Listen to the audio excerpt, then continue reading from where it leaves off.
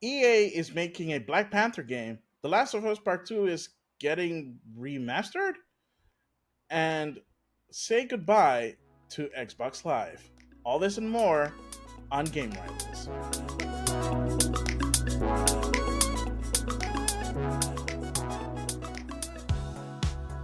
Welcome to the latest episode of Game Rival. I am your host, Maximilian X, here coming to you from the interwebs. And to you that are watching this on YouTube, hello to you as well. This is the first time in a really long time since I've also done a video portion of this. Hopefully, I'm assuming that this goes well, and there actually is a video version that goes live at the same time as the audio version that you're listening to right now. Uh, Gosh darn it, there is a lot of news to talk about. Well, there's a lot of news that is big to talk about. Um, and, I just want to get into it. I don't want to make this a super long episode, but there are some things that we have to talk about, of course. And what else? We have to start off with Microsoft and the Activision Blizzard case with the FTC. They went to court uh, about 2-ish weeks ago, is when it started.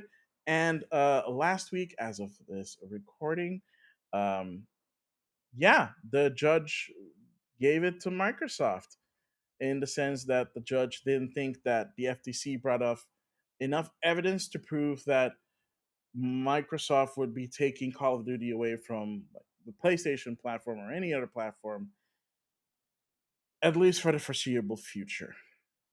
And that, like PlayStation should like not worry about it, and FTC should not worry about it.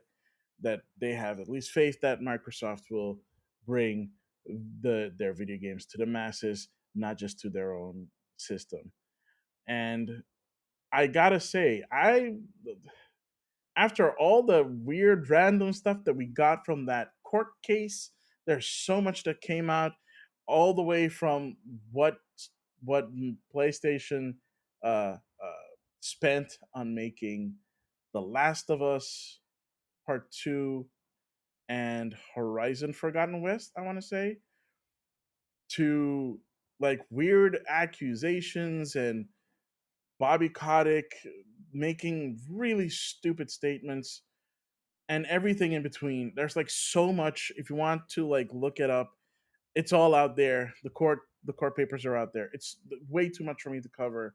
But suffice to say, the fact that Microsoft won this so close to their deadline with Activision Blizzard is nothing but a stroke of luck for them, because the deadline for the deal to be like finalized is on the 18th of July, which, if you're listening to this, has already passed, which probably means there already has been an update since I'm recording this during the day here in Europe.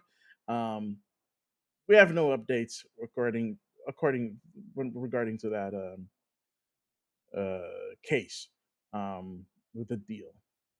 So I guess we'll talk about this a bit later, or um, if at all. At this point in time, basically we can just say that it's gonna happen, right? Barring some weird stuff that they weren't able to finish off on the 18th. Well, if they aren't able to finish it off on the 18th, we do know one thing for sure is that Microsoft would owe Activision Blizzard $3 billion, and then they have to renegotiate the terms of the deal. Which, if that happened, I don't know. I don't think that would be the case. But if that were to happen, there is a non 0% chance that Activision Blizzard might say, you know what, never mind. I don't think that's going to be the case, mostly because some weird things have been going on. Like, for example, I maybe it's slightly unrelated, but there was an update this past weekend with Call of Duty, Modern Warfare 2, and Warzone 2.0 that did not really go well. and they're working on it. I think they've fixed it by now. At least I hope so. They fixed it by now. I'm not really a Call of Duty player, so or at all. So I wouldn't know. This is just the news update that I've been getting. Um, but something interesting also happened at the same time. Over the past weekend, the Xbox 360 servers for some old Call of Duty games also went online again, and a lot of people started playing. I think it was for Modern Warfare 2, I think, Black Ops 2, and another game. Like at least 3 games on the 360, old Call of Duties, was playable again on the 360 online, and a lot of people flooded to it. Apparently, I mean, not like literally millions, but like tens of thousands, hundreds of thousands of people playing old, reliable multiplayer of Call of Duty, because it was there to play. That is very surprising. I'm surprised that a lot of people got wind of this, first of all, and that they had their Xbox 360s. I'm assuming they're Xbox 360s, or if they're playing it with backwards compatibility. I don't know if that's the case. Um, that they're playing it through that. It's crazy. It's almost endearing and inspiring in some ways. Um, yeah, again, not really my scene, but yeah. Um, I don't know who flipped the switch on that one. I would have to assume it would have been Microsoft. It could have also been Activision Blizzard trying to deflect or at least offer a like kind of temporary solution to Call of Duty fans to be playing something else. It is very interesting to see. I don't know how long these servers were up, or if they're still up, or if they will remain up for whatever time they may remain up. But for those that enjoy those games, have at it. It is up. Um, but yeah, like it seems like the deal probably will go through, and yeah, I guess a lot of things are going to change for Microsoft and Activision Blizzard, and when they finally are able to completely wrap up the deal, seal the deal, as it were. And they're also going to, of course, going to be renegotiating deals with terms with the CDMA in the UK, especially since they're the only holdouts at this point in time that were blocking, that were at least trying to block Microsoft from acquiring Activision Blizzard. So whatever deal they end up striking with the CMA about the whole cloud gaming thing, it's probably going to happen sooner rather than later. So I'm keeping an eye out on that news, of course, and of course all other news out there pertaining to this merger and everything else in between for that. Um, but speaking of mergers, or I would say the lack of one, actually this is more about a split. So take of that what you will. And when I say a split, it's more of a split from a company. So the co-president of Naughty Dog is retiring after 25 years. He will be retiring, I think, in October. Um, yeah, if I'm not even saying that correctly. Just looking. Yeah, so that means that Neil Druckmann will be the solo president after the departure um, of Evan Wells, who's been there for 25 years. That's insane. That's a quarter life, dude.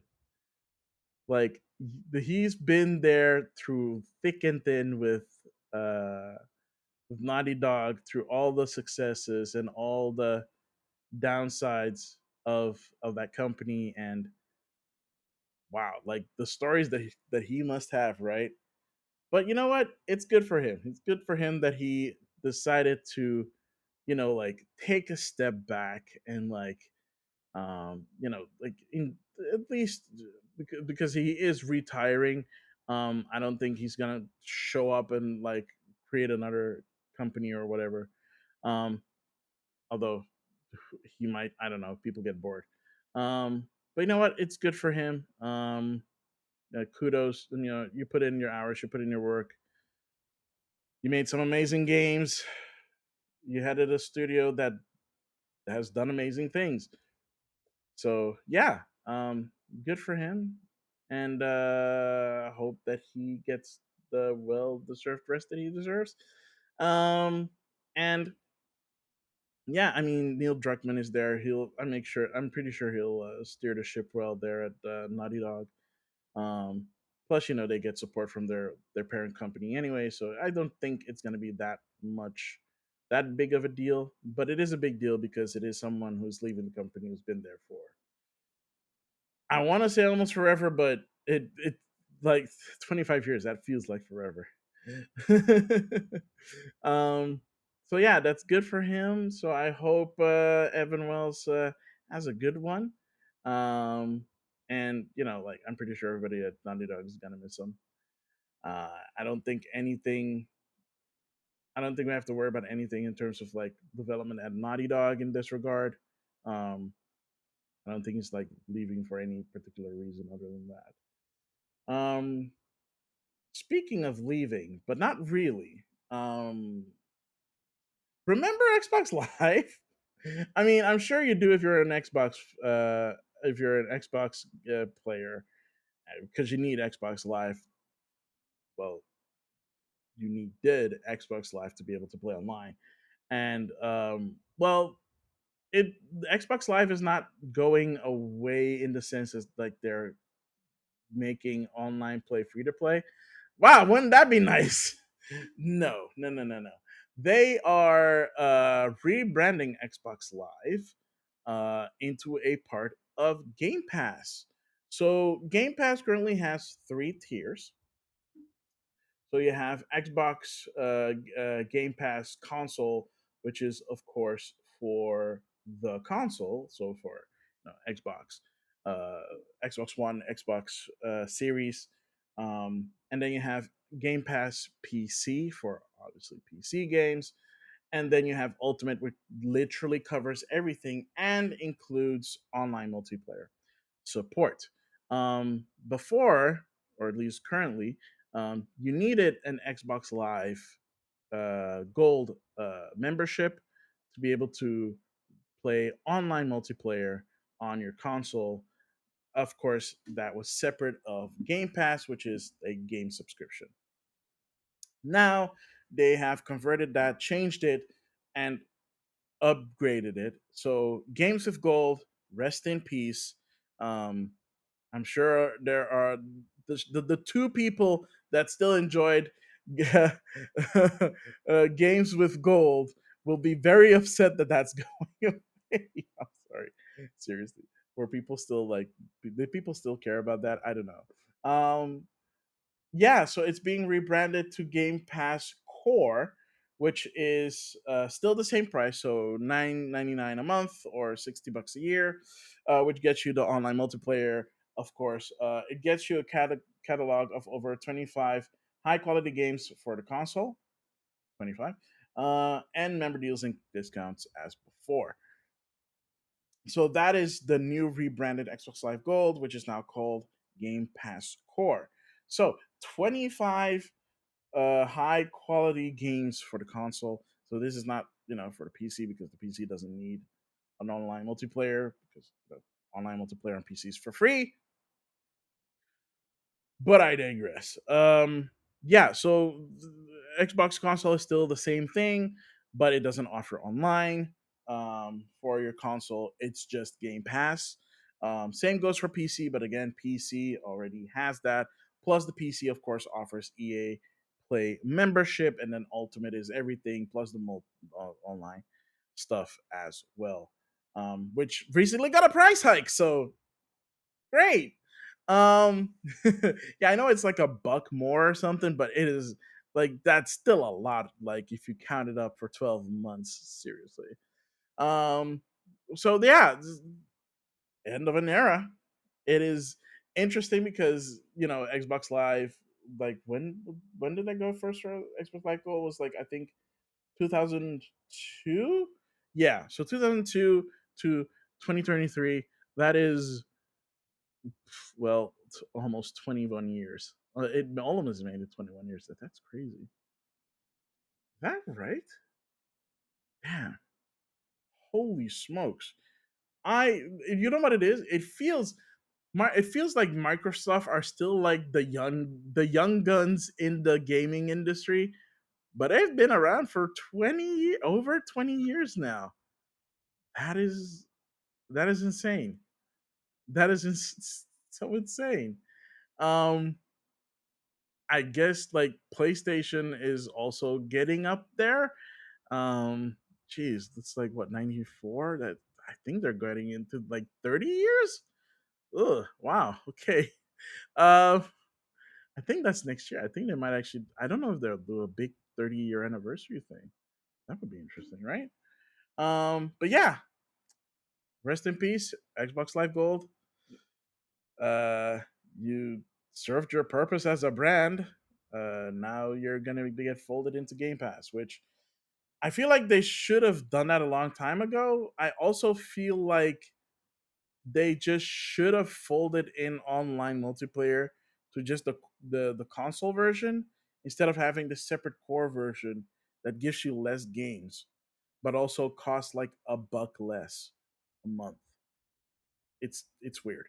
But yeah, so I think starting later this month. No, starting September 14th. Why did I think it was this month? So September 14th. So September 14th is when it goes down. This, I'm assuming, that means that the end of this month there is not going to be a refresh of Games for Gold. Oh, good grief! I'm sorry. Games for Gold. It was adorable. It was, for at least for the time when it came out. It was obviously there to compete with the PlayStation Plus games. And that makes sense, of course, right? Because they had to compete somehow. But then they did Game Pass, so it was like, oh, that's like a way better proposition. Um, I don't know if you could call Core the best deal in gaming, but it is very clever that that's the only one that offers online gameplay for the cheap. And you know what, it might still be a good deal because maybe it's 25 highly. They say it's highly anticipated game, like highly high quality games. I don't know what that means. We don't know what it, we don't know what to, we don't know what it means. I don't know what that means. Um, oh, it means, yeah, like a bunch of games that most people probably already have. Most of them are Xbox, so that's something. Um, yeah, I don't think that outside of like, okay, so outside of like Among Us and Descenders, yeah, most of these games are just like Xbox games. Like you have your Fable, you have your Fallout, you have your Forza, you have your Gears. But there's also stuff in there, um, like Doom Eternal, Humans Fall Flat, Among Us, like I already said. Um, yeah, but most of them are just like Xbox games. So yeah, I don't know. It depends on the person, right? It depends on who you're asking and thinking that if it's a good deal or not. I don't know. Is it something for me? Not really. Uh, but yeah, it is. It is what it is. It's there now. Um, but you know what else is also going to be there now, or at least, well, not here, not for Xbox, but for Sony. Um, with the whole deal with the FTC losing their court case and losing their appeal, which I forgot to mention. They tried to appeal it, and the appeal was denied.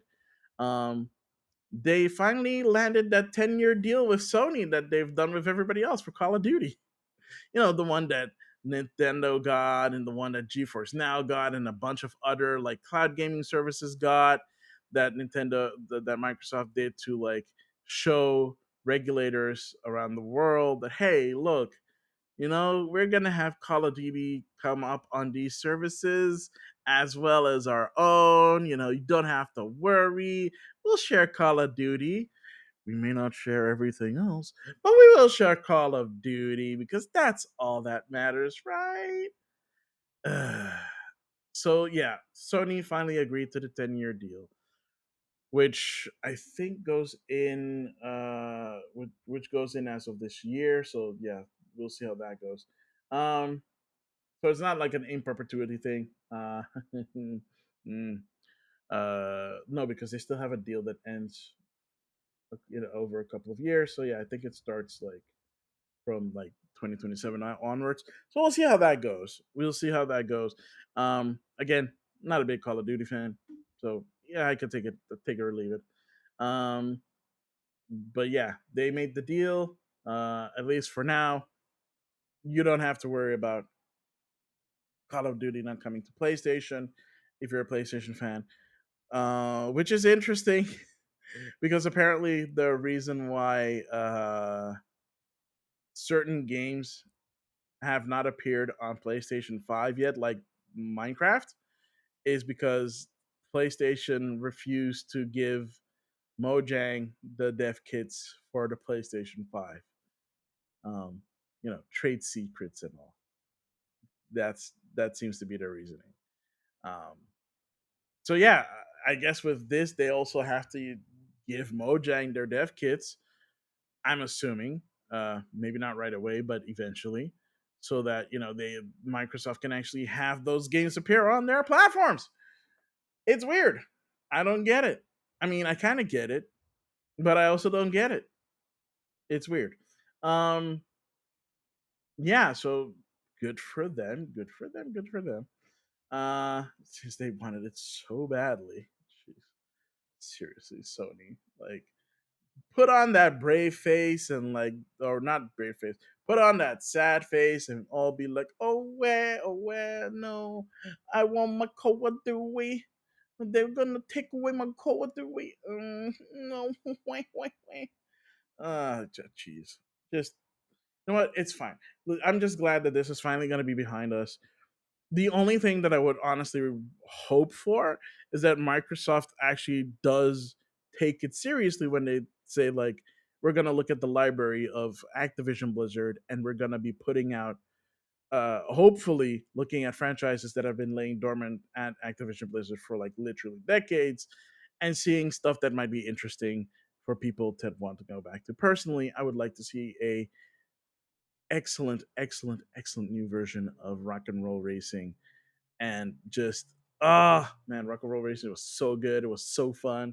It was so different for the time. I feel like if you did Rock and Roll Racing now, you would be able to make something really special, assuming you get all the licenses, right? Like, they could, of course, they could just do what they did back in the 90s and just have them be like orchestrated versions of these songs without the lyrics.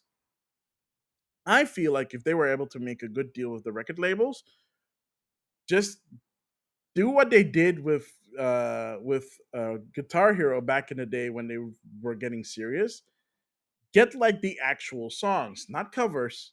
Covers are also, actually, you know what? Covers are fine if the covers are good, but get the original songs, man. Seriously, I would love to actually listen to the actual "Born to Be Wild" while I'm careening off like this big steep hill while kicking in the boost and laying down traps for the rivals behind me, and like them slipping on my oil slick or getting exploded by one of my cannon shots.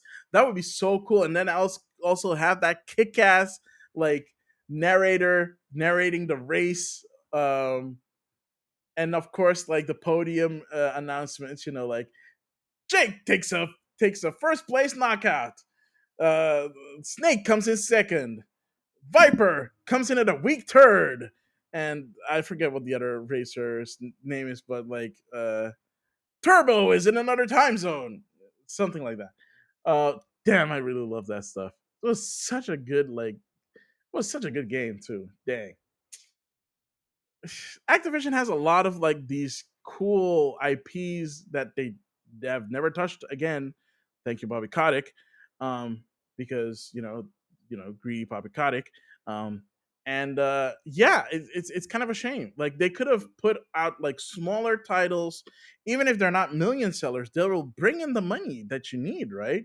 Not everything has to be gosh darn microtransactions. You could put out smaller titles that also bring in the moolah. You know what I'm saying?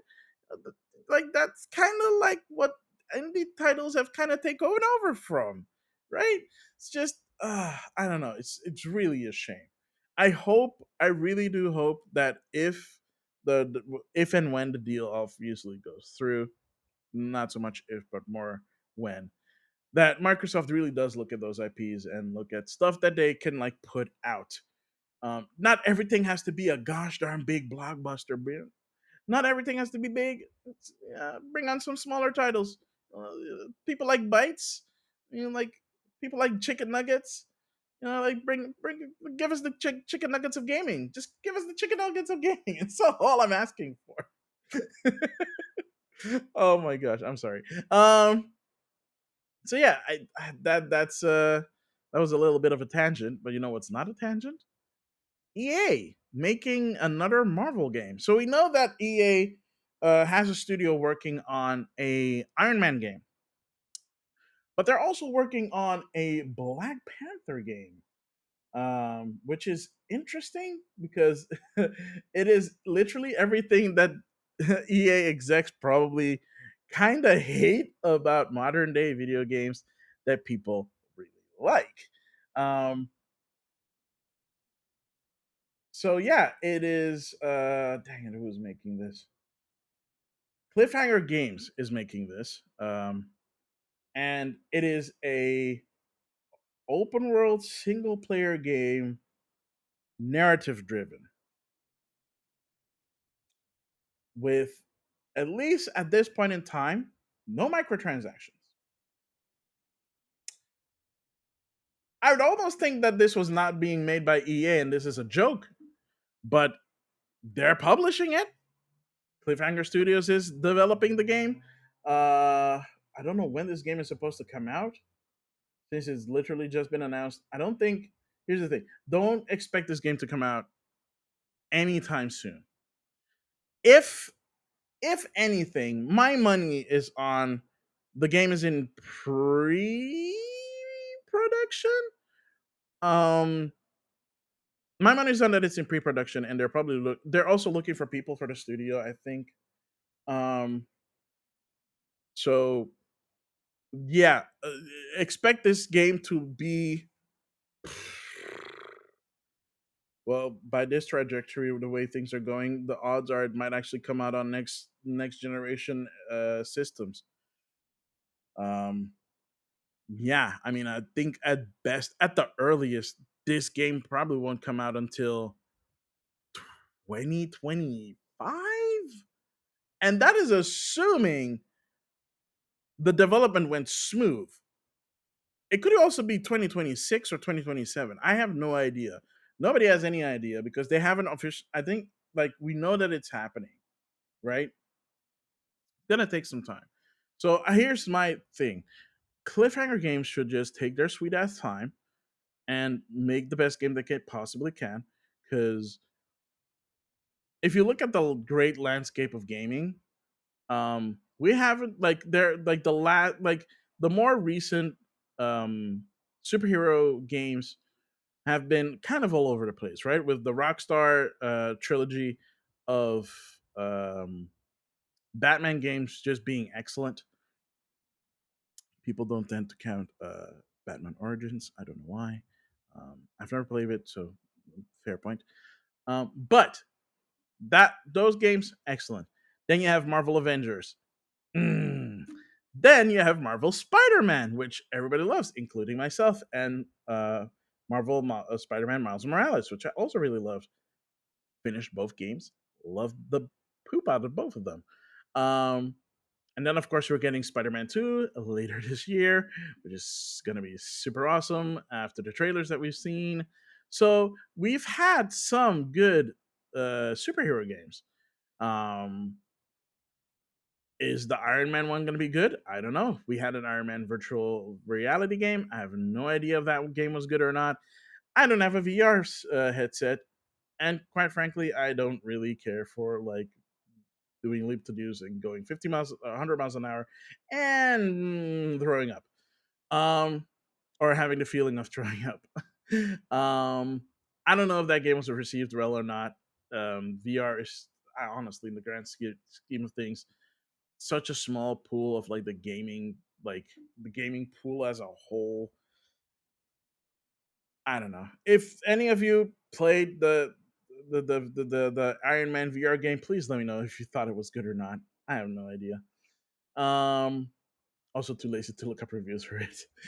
um, yeah, I mean, it, we'll see. We'll see, right? Between also, yeah, let's not forget the whole like Gotham Knights thing debacle, and well, not debacle might be a strong word. But yeah, not that great, and of course, Squad being lambasted, um, for it being a looter shooter of all things. Why is it a looter shooter? I don't understand. I don't get it. I don't get it at all. It makes no sense to me whatsoever. You know what also makes no sense to me whatsoever? The Last of Us Part Two might be getting remastered if the composer of the game is to be believed, because he may have let slipped out that because apparently he had a character in Part Two. Um, that was modeled after his likeness and yada yada yada. And he made like this. He was like in this interview, and he made like this very, very, very fun quote, uh, that they that they touched upon the in-game version of himself in part two. And he was telling an interviewer that in the new version of the game, you can go up to him and request certain songs. Uh, but he did make clear that he couldn't say anything more on the matter. I was like, bruh, were you even allowed to talk about it in the first place? At all? Since like Sony hasn't said anything about this. It's like, how do these leaks keep happening? It's like when Norman Reedus like just casually let it slip that Death Stranding is getting a sequel, and the voice actor for Venom in Marvel Spider-Man 2 uh just casually let it slip that it's coming out in October, and then it was proven to be true. It's like, what is wrong with these slips? What are y'all, Tom Holland all of a sudden? What the hell? It's like these leaks coming from. Here's the thing, right? At least from the actors' perspectives, I can get it, right? They may or may not have been part of like the grand scheme of things that is called the video game industry, that is known to be super duper secretive, right? NDAs exist for a very specific reason in the gaming industry. I feel like those are different from NDAs for the movie industry. I'm assuming because the gaming industry is very precise in how they release stuff, and they want to keep it under wraps because they have like a whole trajectory planned out for like announcing games months in advance. But I have to feel that the composer for The Last of Us too would know better, because I'm assuming that they've composed for like the game industry for a lot longer. I don't know if he thought that it was announced. I don't know if they told him that it was okay to talk about it or to bring it up. I don't know how anything works anymore these days. It might have been a strategic, like, soft leak to leak the game out because, well, considering everything that's going on at Naughty Dog, you're having your co-president retire before the end of the year. You're having allegedly issues with your multiplayer game, to the point where Bungie developers came and tested the game and said it wasn't good enough. And you had a kind of crappy like remaster launch earlier this year, especially the PC port of The Last of Us Part 1. So I don't know what, like, I don't know who this is for. Even if you're like saying that it's a remaster for a PC, for a PC release and PlayStation 5 as a bonus. Okay, so the PC release would make sense if they're saying like we're releasing it on PC. But if you're just gonna do it so that people have to pay another $70 for the PlayStation 5 version, that's gonna be interesting because I know for a fact that The Last of Us Part 2 got some compatibility upgrades if you played The Last of Us Part 2 on a PlayStation 5.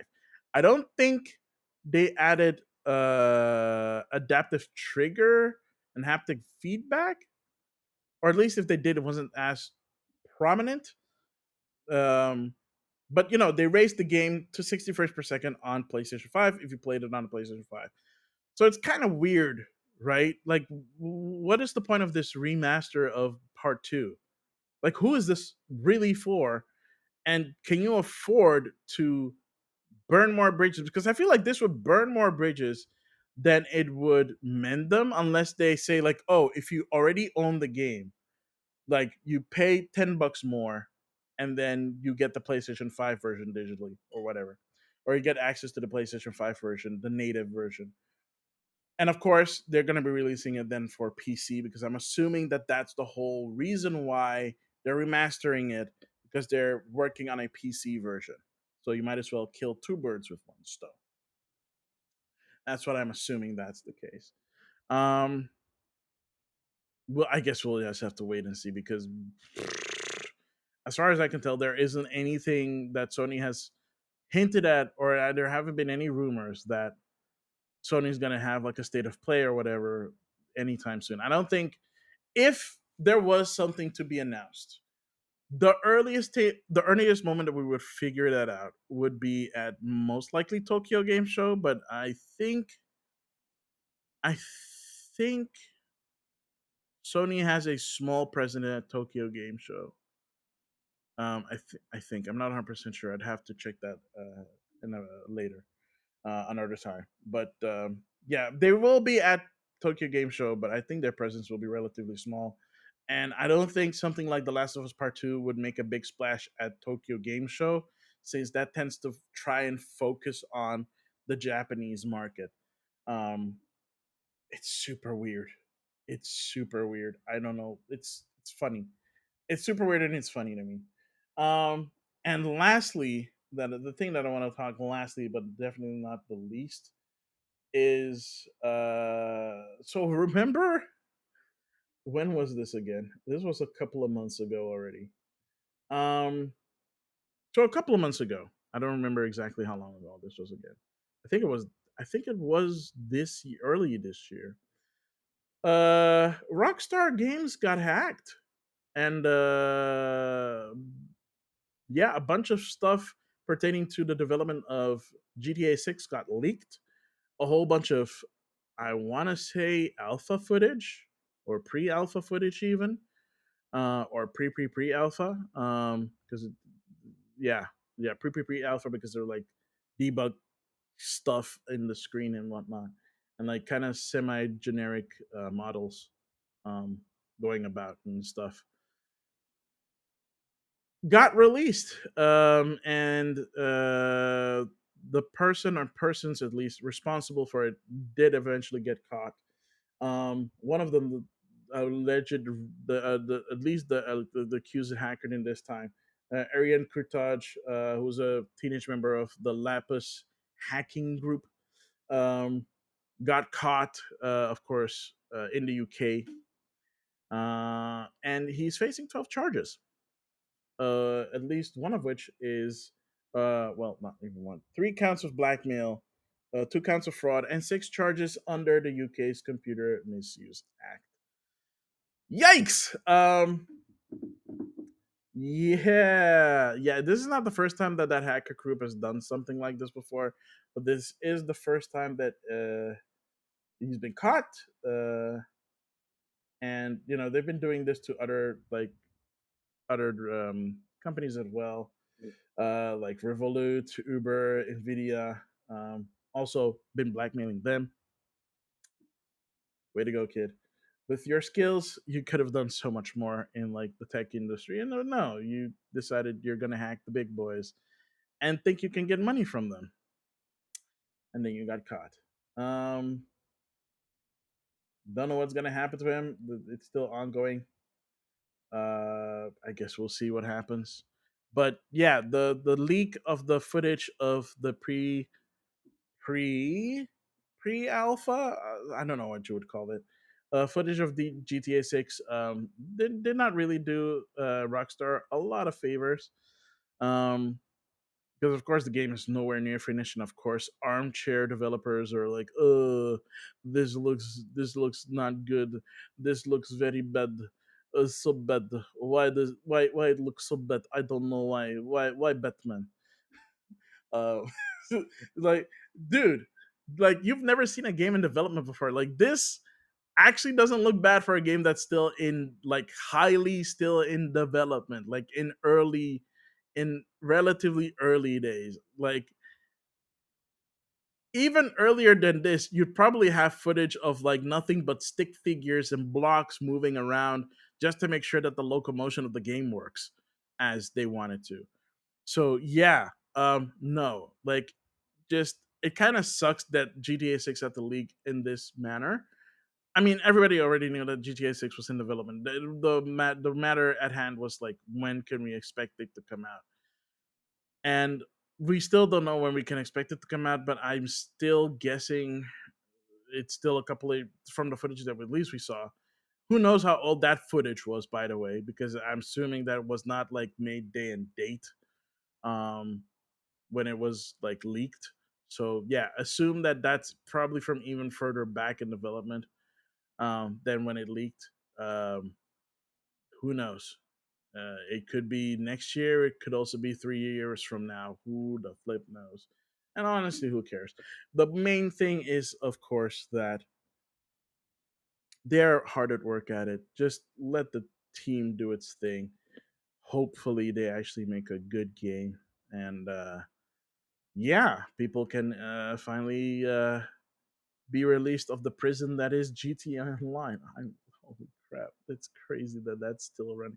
Actually, it's crazy that GTA 5 came out on like the PlayStation 3 and Xbox 360 and has made it all the way here to the series and PlayStation 5, and it's still going strong only on the power of GTA Online. That is crazy. It's also really sad because that meant that there was no single player DLC ever made for GTA 5, if I'm not mistaken. Just like content for GTA Online. So, but yeah, I think that is gonna be it. Wow, no Nintendo news this week that I talked about. That does not seem right. Oh, okay. Since we didn't have any Nintendo news, I will say this. Pikmin 4 is dropping on the 21st. If you're listening to this, that's coming up really soon. If you're interested, the Pikmin 4 demo is on Switch, and I think it covers the prologue of the game, so the save file transfers over to the full game. If you have been enjoying that game, that's a lot of game. And yeah, I think that is going to be it for me today.